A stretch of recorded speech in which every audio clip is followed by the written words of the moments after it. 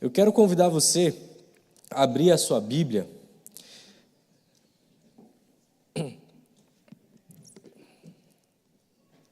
lá em João, 1 João. Não, João, depois eu vou para 1 João. Isso, pode deixar lá mesmo. Bruno, desculpa, foi erro meu. Vamos abrir em João.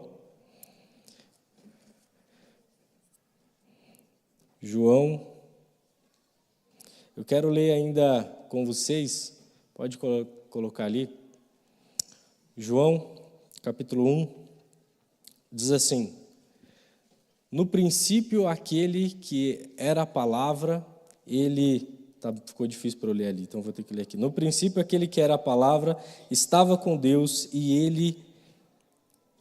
ele era Deus. Ele estava com Deus no princípio.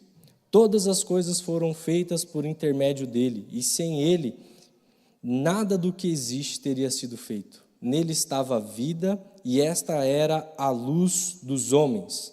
A luz brilha nas trevas, e as trevas não o derrotaram. Esta era a luz dos homens. Nós estamos com a nossa série de Advento, e nós vimos no domingo passado justamente isso, que Jesus é essa luz para nós. Um povo que andava nas trevas, Isaías já predisse, viu uma grande luz, uma imensa luz. Então, para um povo que caminhava nas trevas, agora se viu uma grande luz. E aí João vem aqui no Evangelho dizendo que, no princípio, aquele que era a palavra, ele estava com Deus e ele era Deus. E ele fala assim, e agora ele é a luz dos homens. E é muito bom você ouvir isso, né? Que Jesus, que Deus é a luz dos homens. Mas fica uma pergunta para nós. Para que nós precisamos de luz? Se o sol nasce todos os dias para justos e injustos. O dia amanheceu hoje, esse calor, para todos, justos e injustos, e vai esquentar ainda para todos. Por que nós precisamos de luz? Talvez você pode pensar que você precisa de luz no momento quando a noite chega, né? Que aí vem a escuridão. Mas e se você fizer igual eu? Tem uma lanterna lá, uma lanterna que eu achei que era muito boa, meu pai trouxe ela para mim lá de São Paulo e tal, que é aquele kit básico que você pode presentear qualquer homem, né? Ferramenta, lanterna e tal. Pode ter 10, ele vai ganhar mais um, vai ficar feliz. Então já fica a dica aí, final do ano, né? Você não sabe que presentear um homem, pode dar lanterna, ferramenta, que ele vai ficar feliz. E, sei lá, é a 7ª lanterna, né, que eu tenho em casa, eu ganhei, falei, não, essa é boa, essa é maior aqui, essa aqui é boa, né? E aí fui lá para fora e apertei assim, ela ligou bem forte, e apagou. E aí e ela tem um mau contato no botão. Ela é muito boa, mas aí na hora que eu preciso, eu coloco ela ali, às vezes ela apaga, ou ela dá umas piscadinhas assim, e aí eu achei que ela era muito boa, né? Então ela tem estágios assim, né? Fraco, meio forte, super forte. E eu falei, ela está errado, né? Aí você muda do fraco para o forte e ela apaga de novo. O que adianta essa luz, que eu achei que era tão boa, nos momentos que eu preciso, eu vou lá e ela apaga, né? Então, talvez no momento desse de escuridão, você fala, eu preciso de luz, principalmente porque quando nós pensamos nas ferramentas que nós temos, humanas, elas falham. E, às vezes, elas falham no momento que você precisa, né? E talvez você pode pensar que você precisa de luz num momento assim. Então, qual é a necessidade de nós precisarmos de luz? Qual é a necessidade de termos luz? E qual é a necessidade de nós realmente estarmos falando sobre luz? Porque talvez você tenha lanternas que são carregadas pelo sol, e o sol nasce todo dia, né? Você não precisa de luz. Talvez você está achando que eu estou falando dessa luz. Mas eu quero convidar você ainda, pelas falas de João, só que agora em 1 João, quando João ele começa a falar justamente para nós a respeito dessa luz. Nós temos aqui o Evangelho de João, mas lá em 1 João, João também escreve a sua carta, e lá em 1 João, João escreve uma carta, e é o início da igreja, e ele está escrevendo uma carta nós entendemos que João escreve essa carta para rebater heresias ou ensinamentos errados. Quando nós chamamos de heresia, nós estamos falando de ensinamentos contrários às Escrituras. Então, João está escrevendo essa carta para combater heresias que estão vindo na igreja. A igreja que nasceu, a igreja que está avançando, mas, de repente, um grupo de pessoas que se converteram ao cristianismo, agora eles começam a distorcer o cristianismo e proclamar e dizer em vários lugares que Jesus não é o Cristo esperado pelo povo, que Jesus foi um profeta muito bom, mas que Jesus não é o Cristo, e principalmente espalhar uma ideia que na época se nasceu muito aqui no período, que é a ideia do gnosticismo. Se você olhar Paulo em Colossenses e para Timóteo também, ele vai justamente ensinar e rebater essas ideias. E qual que é a ideia do gnosticismo?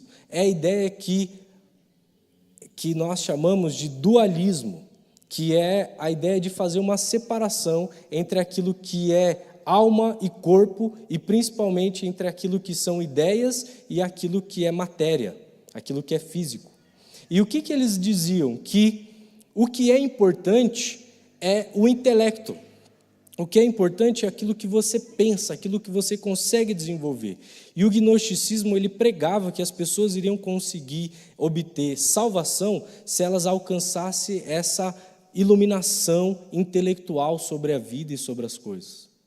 E, logo, se o que é importante é aquilo que você está pensando e se desenvolvendo, aquilo que é matéria não é tão importante assim. Então, aquilo que você faz com o seu corpo não é tão importante assim, desde que a sua mente esteja em expansão e crescimento. Não sei se você está fazendo a conexão, mas parece que isso não é muito novo, né? Parece que hoje nós temos algumas ideias bem parecidas dentro das igrejas aí, que diz, não, o importante é aquilo que você tem lá, a matéria aqui, pouco importa, porque quando Jesus voltar, tudo isso vai ficar. E eles estão passando, ensinando isso para a igreja. E aí, João, ele vem para justamente rebater essas ideias. Então, 1 João, logo no capítulo 1, a partir do versículo 5, João já começa a dar essa explicação para nós. E aí, eu quero, à luz de João, mostrar para você que João vem nos dar luz em dois aspectos. Eu quero só ressaltar dois aspectos com você nessa manhã. O primeiro aspecto que João vem ressaltar para nós, que ele quer nos dar luz, não é só no aspecto intelectual, mas sim no aspecto moral. Olha o que João está falando aqui. Lá, 1 João, no capítulo 1, no versículo 5, ele diz assim: esta é a mensagem que dele ouvimos e transmitimos a vocês. Deus é luz. Deus não contém luz. Deus não buscou algo para tentar mostrar o que é luz. Deus, ele é luz. Então, Deus não contém luz. Ele é a própria luz. Sem ele, nada do que foi feito se fez. Então, a maior luz que você pode pensar, que é o sol, ela foi feita por Deus, que é a luz. Então, Deus, ele é luz. Nele não há trevas alguma. E se nós afirmamos que temos comunhão com ele, mas andamos nas trevas, mentimos e não praticamos a verdade. Se, porém, andarmos na luz, como ele está na luz, temos comunhão uns com os outros, e o sangue de Jesus, seu Filho, nos purifica de todo o pecado. Se afirmarmos que estamos sem pecado, enganamos a nós mesmos, e a verdade não está em nós. Se confessarmos os nossos pecados, ele é fiel e justo para nos perdoar os nossos pecados e nos purificar de toda injustiça. Até aí. E antes ele ainda faz uma afirmação muito, muito forte, que no início do capítulo, que ele fala assim: nós, aquele que era desde o princípio, ele se fez carne e nós o vimos, e as nossas mãos o apalparam. aquele que estava com Deus desde a criação, aquele, nós o vimos e nossas mãos tocaram nele, nós apalpamos ele. E João já está logo do início dizendo assim, sabe essa ideia que Jesus não é o Cristo? Eu vou dizer para vocês, aquele que estava no início, criando tudo, o Cristo que há de vir, nós vimos ele, nós tocamos ele. Nós falamos com ele, nós sentimos o cheiro dele, nós sabemos como ele anda, qual que é a sua passada. Nós podemos reconhecê-lo se nós vemos, porque nós tocamos ele. Esse Cristo, ele veio, ele existe.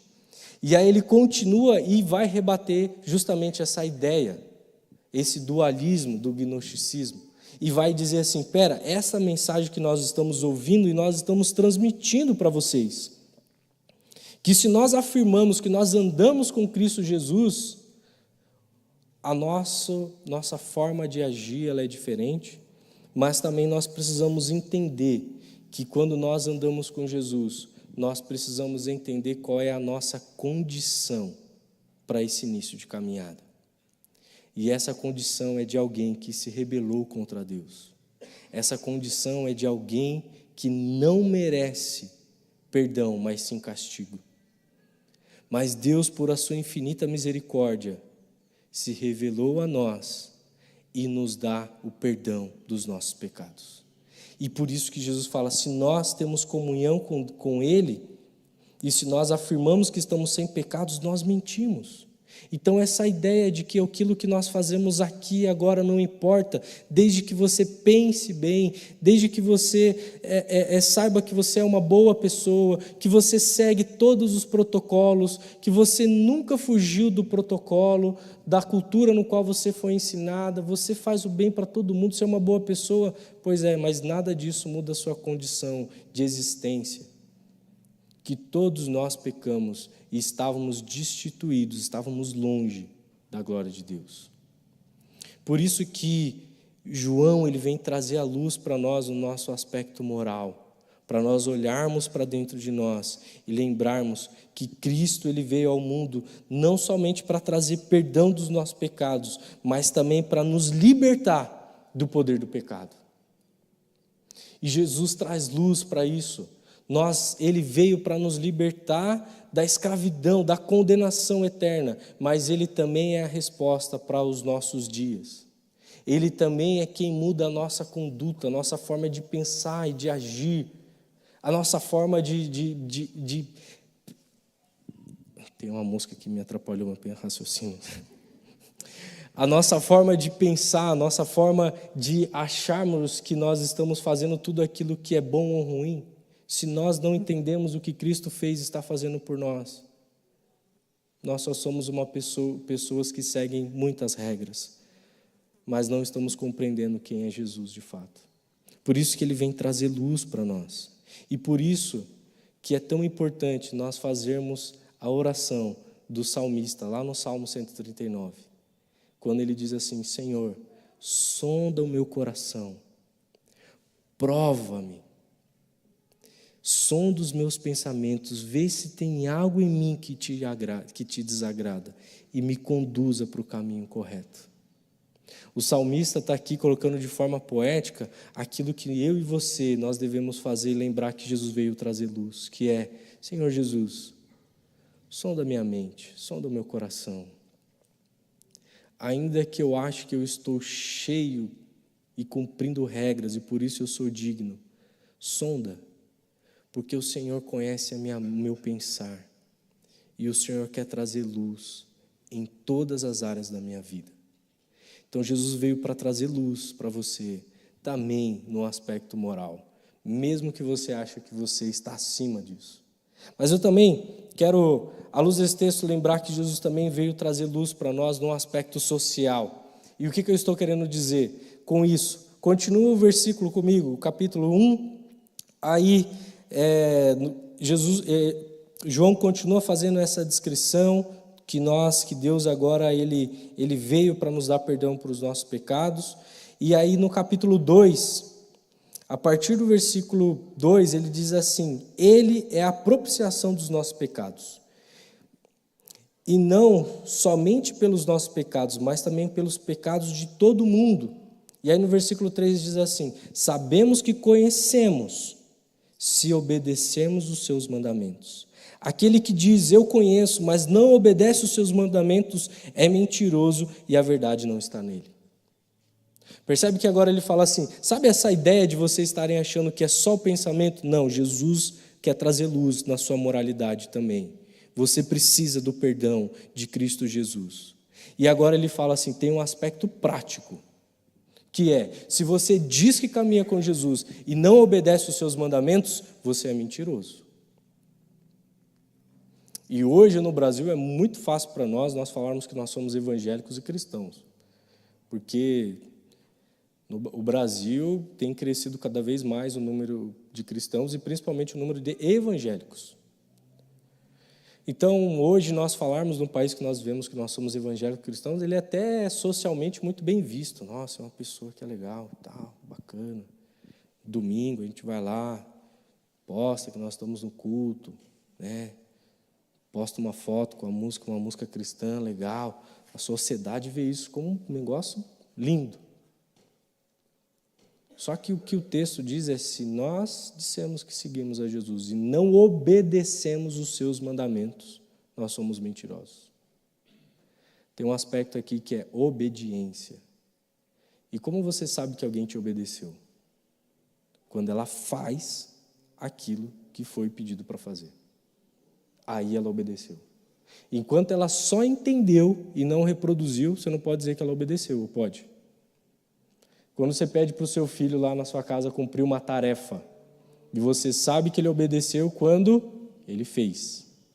E quando ele ainda não fez, e ele ainda está flertando com a ideia, ele está entendendo o porquê ele precisa obedecer. Mas quando ele faz, ele obedeceu. E aqui, eu e você, nós precisamos entender que Jesus quer trazer luz para a nossa prática de fé. Nós descredibilizamos o Evangelho de Cristo Jesus quando nós falamos que nós cremos em Cristo Jesus, mas na nossa vida e na nossa relação não há um fruto, não há uma mostra de obediência a esse Deus que nós seguimos. E aí você está justamente indo nessa ideia do gnosticismo, achando que só basta você pensar que você tem um Deus e que isso já é muita coisa. Eu penso, eu até oro. Pois é, mas você faz o que Ele manda você fazer? Recentemente, até um grupo de amigos, pastores, eles mandaram uma reportagem da CNN que está descrevendo da terceira maior facção que tem no Brasil criminosa, né? Nós temos o PCC, o Comando Vermelho, e uma terceira facção que está crescendo no Brasil e que uma das formas, um dos regimentos dessa facção criminosa é que eles são evangélicos. E os estudos apontam, né, pesquisando isso e aquilo, que eles são evangélicos e é uma das exigências para que as pessoas participem dessa facção é que eles concordem com evangélicos e tudo mais. Que evangelho é esse, irmãos? Você dizer que você é evangélico, você dizer que você crê em Jesus, você dizer que você é cristão, legal, você sabe falar. Mas o papagaio, se você ensinar, ele também repete, sabia? Ele também vai repetir o que você ensinar para ele. Ele vai repetir. Como é a sua vida? Como é você na segunda-feira? Quem é você na terça, quarta, quinta? Quem é você com seus funcionários? Quem é você com as pessoas que você se relaciona durante a semana? Quem é você no meio da sua família? Quem é você com as pessoas que não te conhecem? Eu já passei algumas vergonhas, irmãos, vou dizer vergonha mesmo, de chegar no caixa do supermercado e estar tendo ali uma conversa tensa, a pessoa sair, e quando eu chegar a pessoa falou, pois é, sabe o que aconteceu? Foi um negócio terrível, de extrema má educação de um crente. E sabe qual é a prova que nós estamos longe de entender que a nossa fé tem a ver com a forma como nós vivemos? É quando alguém diz para você que quer visitar uma igreja, que você que mora aqui em Vitimarsum, às vezes você fala assim, eu acho que seria bacana você visitar lá a Brasileira, lá, porque talvez lá na igreja, né? Acho que seria bacana você visitar a Shalom. Eu acho que seria bacana você visitar lá a Nova Vida. Acho que seria bacana você visitar Irmãos. Nada contra essas igrejas, irmão. Nós somos uma bênção. Nós oramos para que o reino de Deus avance. Não estou dizendo sobre isso. Estou falando sobre você se esconder da fé que você vive. Porque daí você fala para o visitante, vai lá na outra igreja, porque se você for vir todo domingo comigo, você vai ver que eu sou um hipócrita. Então é melhor você ir para a igreja do outro lá. Porque lá você vai ver que eu nem vou te cumprimentar, lá você vai ver que eu não estou nem aí para você, e aí quando você me encontrar aqui na rua, no dia a dia, fazendo uma coisa que desagrada o evangelho, você não vai me julgar, porque ninguém pode me julgar. E aí a gente começa a pôr esse discurso de coach da vida, que ninguém pode nos julgar, que nem todo mundo vai entender a sua visão, que nem todo mundo entende que você está vivendo e tal. Aí começa a se tornar aquelas pessoas, não, igual está escrito na Bíblia. Esse dia um influenciador meteu essa. Igual está escrito na Bíblia, fale mal ou fale bem, fale de mim. Que Bíblia é essa?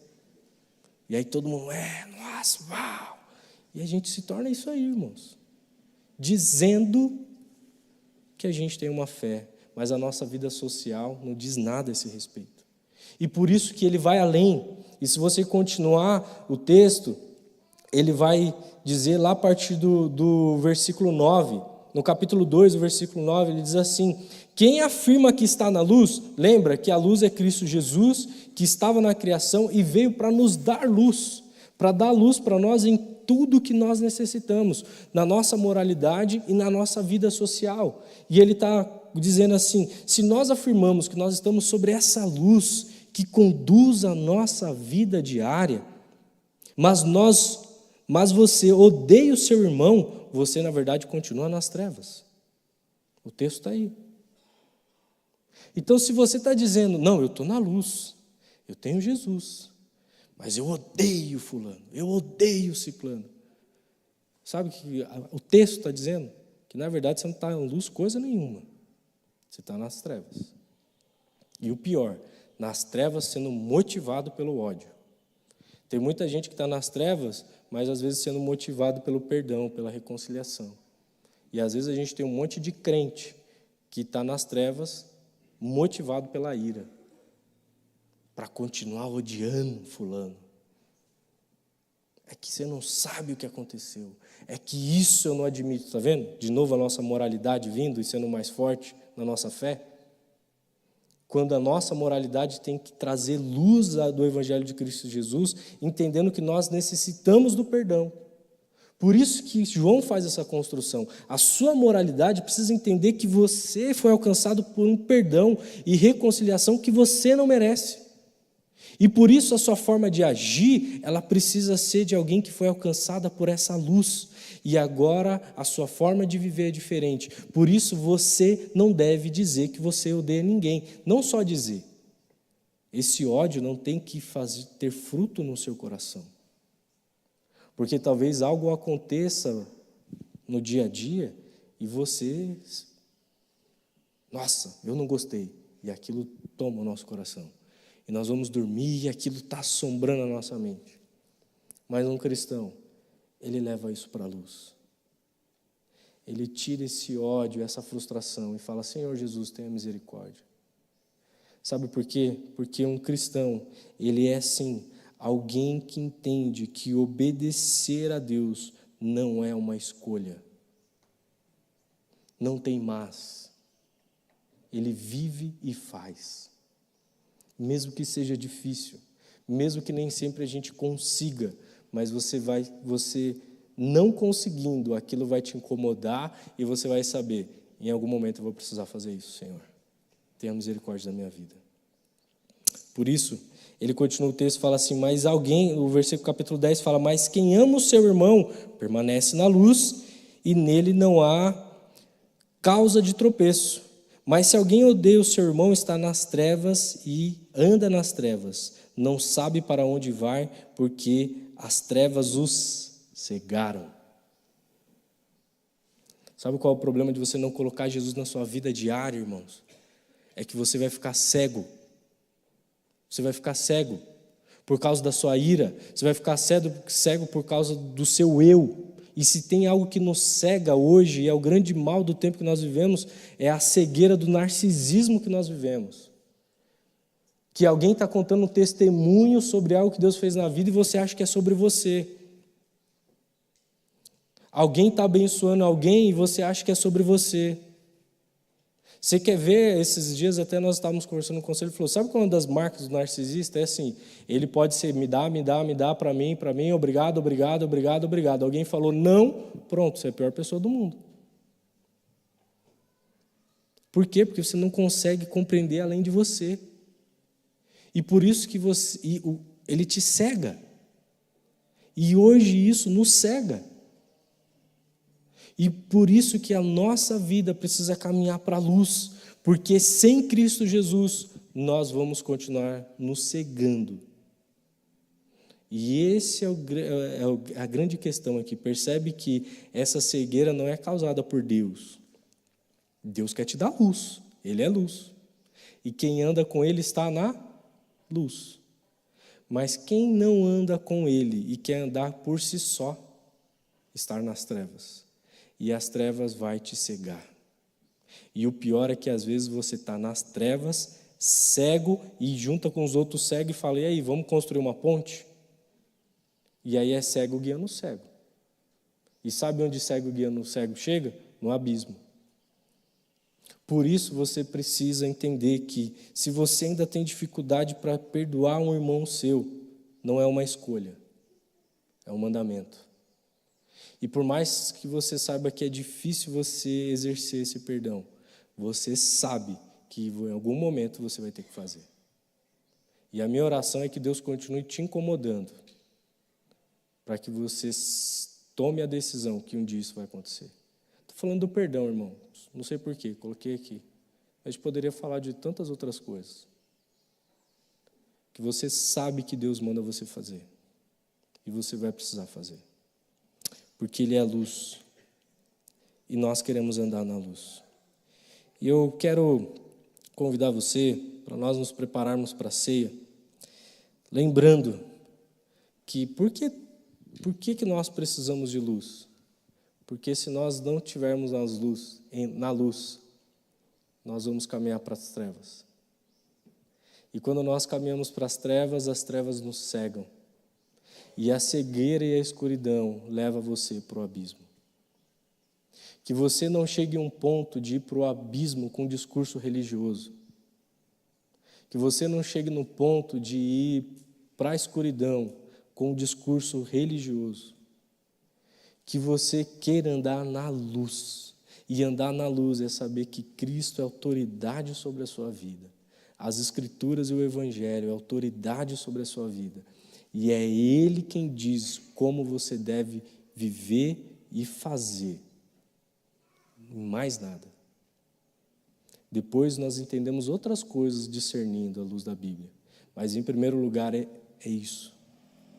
E eu quero convidar você para fazer isso. É essa luz que nos conduz para o caminho eterno que tocou o coração dessas pessoas que tomaram decisão para o batismo. E é essa luz que nos conduz para o caminho eterno que tem nos chamado e tem me chamado para continuar permanecendo no Evangelho. E que chama você para continuar permanecendo no Evangelho. Não estou falando de função pastoral, irmãos, estou falando de vida em Cristo Jesus. E é sobre essa vida em Cristo Jesus que eu quero orar por você nessa manhã. Se você precisa que Deus traga luz, porque você está alguém cheio de moralidade, esquecendo a condição que você estava e que Cristo te resgatou, que Ele possa trazer luz para você nessa manhã. E se você tem buscado viver uma vida que acha que o que importa é só você pensar em coisas boas e aquilo que você faz não importa, eu quero orar por você, para que Cristo te traga para o caminho eterno da luz dEle. E que nós possamos juntos trilhar esse caminho. Vamos orar? Senhor Jesus, nós nos chegamos aqui a Ti, Senhor, nessa manhã, e nós reconhecemos que nós somos totalmente, Senhor, necessitados da Tua palavra. Nós necessitamos do Senhor. Senhor Jesus, nós te louvamos porque quando nós entendemos que o Senhor nos resgatou desse império das trevas e o Senhor nos levou para esse reino de luz, nós ficamos constrangidos, Deus, porque nós não somos merecedores, mas o Senhor, pela Tua rica misericórdia, faz isso conosco todos os dias. E nós queremos, sim, Deus, caminhar em luz, reconhecendo que não existe outro lugar que nós vamos encontrar a luz que não seja no Senhor. Não é pelo nosso intelecto, não é por nós seguirmos tantas regras que nós andamos na luz. É por reconhecermos que Cristo é o Senhor das nossas vidas, única e exclusivamente. Então, Senhor Jesus, sonda, Senhor, o nosso coração, sonda o nosso íntimo, e vê, Deus, se tem algo que não te agrada e nos conduza para o caminho reto, porque nós queremos andar na luz.